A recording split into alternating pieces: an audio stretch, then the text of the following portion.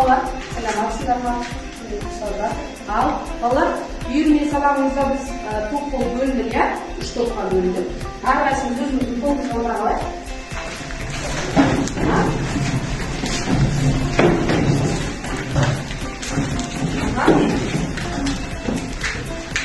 Ал, балалар, енді біз топтың атын өзіміз қойдық, иә, балалар?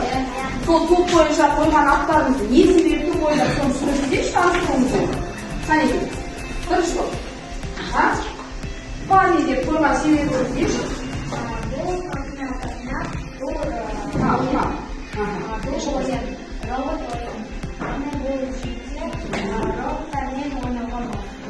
Жарысы, тамам. Келесі екінші топ.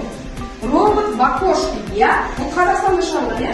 Қазақстанда шығарылған мәдениет желісінде танымал робот бар. Робот в окошке, жарысы. Келесі топ, үшінші топ. Робот не? Бұл шамамен 2025 жылы орын алды. Жер әлі күнге дейін ресурстарға ең бай планеталардың бірі болып табылады. Десептикондардың көптеген шабуылдарынан кейін олардың жаңа көшбасшысы бастаған трансформерлер жерді қорғауға міндетті. Сондықтан біз бұл топтың атын робот Виктория ауданасы жеңіс роботы. Жарайсың, тамаша.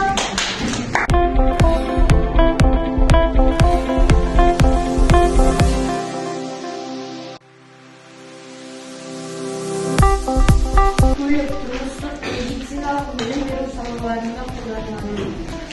Екінші сұрақ, датчик деген қандай түрде қолданылады?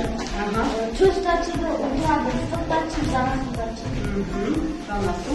Және біреуіміз ұмытып қалдық. Гидросфера.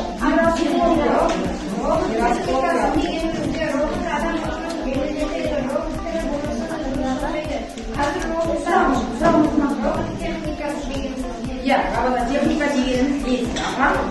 Айта отыршы, қайтқанда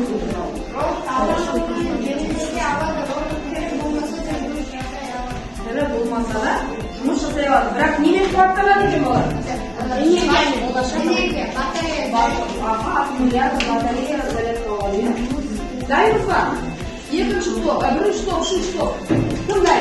Дайын болсақ, қолдарын шабасы. Бітсе ғана, бірдей. Үшінші топ. Дайынсыздар ма?